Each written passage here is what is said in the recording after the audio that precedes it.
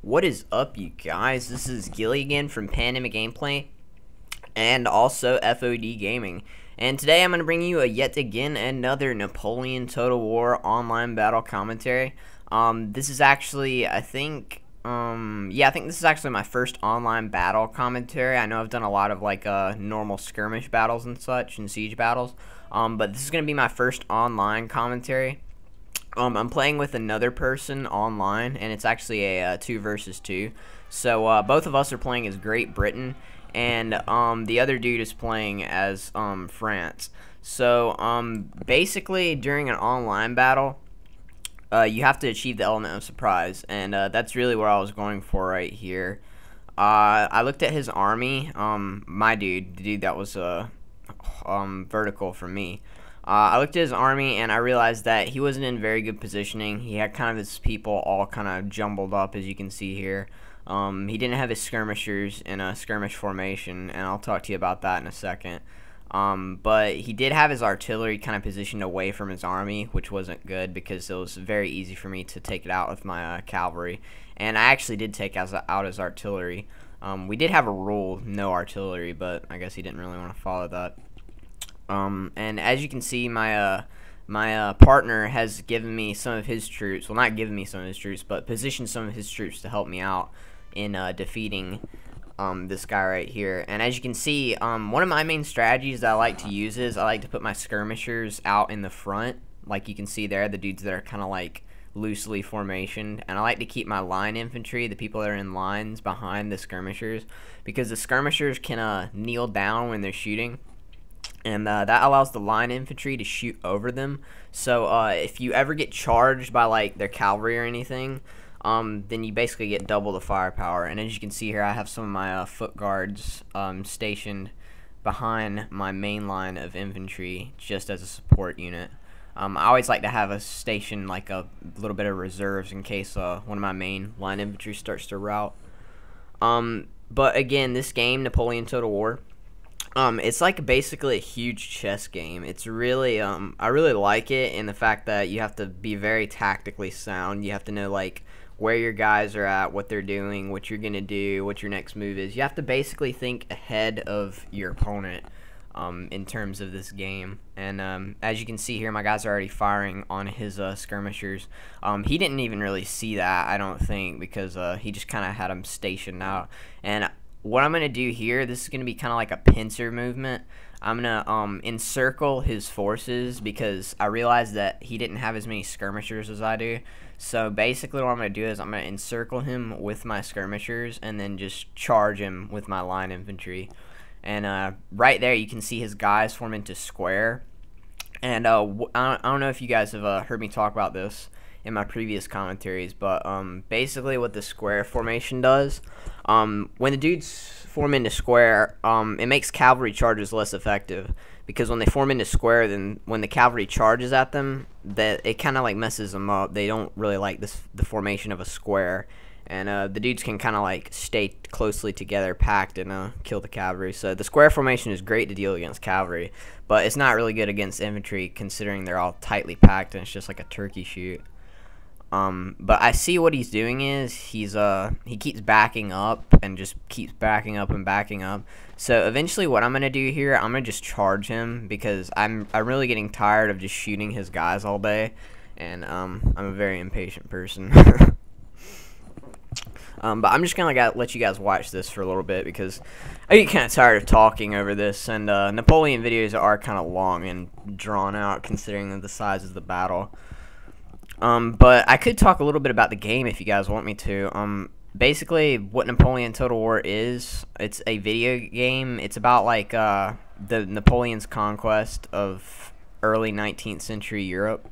And if you guys don't know this, but the French basically controlled almost all of Europe, kind of similar to like the German Empire in early 19th century. But basically what Napoleon did was he kept trying to attack everyone, and eventually he attacked Britain. And that's another rule: you don't attack Britain, because Britain has probably had probably one of the best military forces in the world at that time. But that was just a little bit of a history lesson there about the game. And you are using muskets in this game, so the accuracy is not really that good. So it really helps to get all of your guys working together to get accurate volley shots on your opponent. The thing I like to do is I like to, as soon as I follow with a volley shot, I like to charge with a bayonet. But that's only if you get in really close range. Again, this game is made by the Total War series, and Total War makes a lot of different games. I know they made Rome Total War. I know most people are familiar with that game, because that game came out like a while ago. It was called Rome Total War. They made other games too. They made like Shogun Total War, Shogun 2 Total War. I did actually try to get Shogun 2 for Total War Fall of the Samurai, but apparently like something was messed.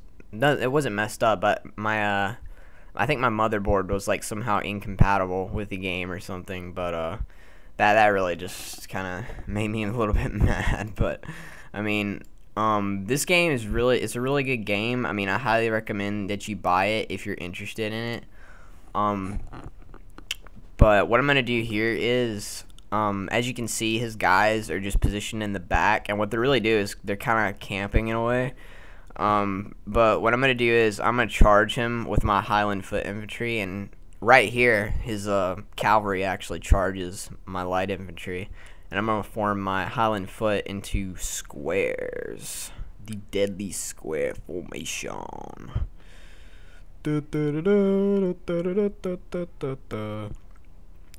I know a lot of people don't really know a lot about this kind of warfare. This was kind of like the beginning of modern warfare in a sense that they're using guns. I know Rome Total War is all melee based RTS gameplay, and if you guys don't know what RTS stands for, it stands for real-time strategy, which basically means it's kind of like a chess game. You have to position certain units where to counter effect the positioning of other units. One example for that in this game is light cavalry versus heavy cavalry. Light cavalry works good against light infantry, and heavy cavalry works good against heavy infantry. So it's kind of like I wouldn't want to say like a side effect, but I mean it's kind of like a counter attack to what you would deploy in the game. And as you can see here, my Highland Foot is charging his skirmishers, and they're actually getting messed up right here. Because one thing you don't want to do is you don't want to go into melee with the Highland Foot. They're very elite foot units, and they're really good at melee, so they can just kill people with their bayonets. And I'm just performing a massive frontal assault charge here.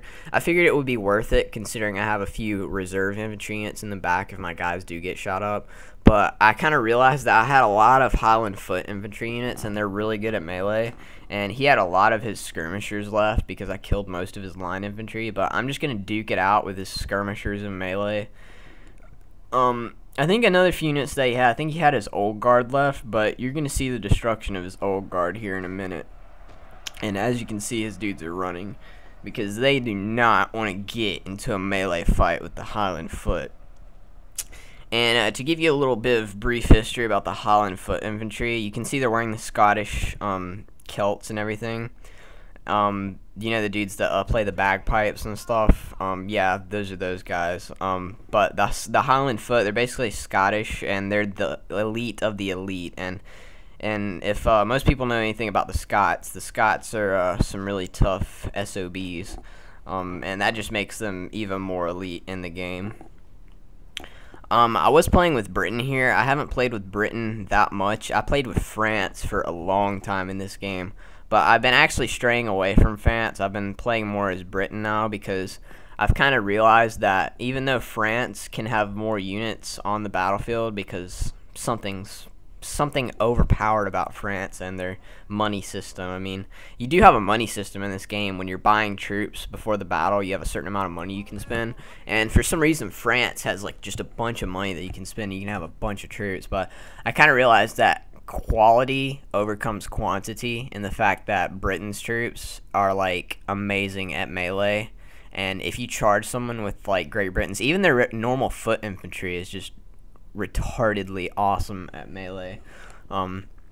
Great Britain's foot has probably the best foot infantry and just infantry in general of any nation on the game.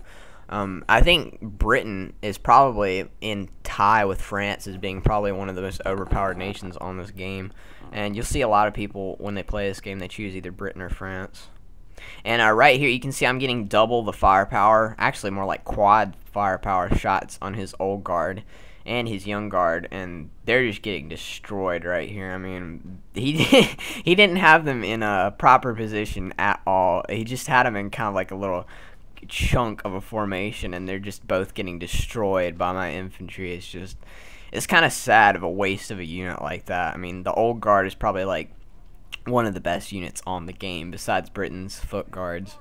But again, that will be about the end of the game. I mean, that was his last units left, basically. His old guard and his young guard. Now he has a few cav units in his general. But at the end of the game, we just say GG for a good game. And that's about it, you guys. I hope you enjoyed the commentary. I hope it wasn't too boring. And I hope you learned a little bit about this commentary. If you want to see more videos like this, let me know. I mean, I personally don't think they're that good, but I mean, like, if you like them, just let me know, guys.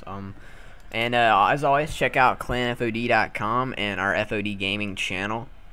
And as always, please comment, subscribe, and let us know what you think. So, peace.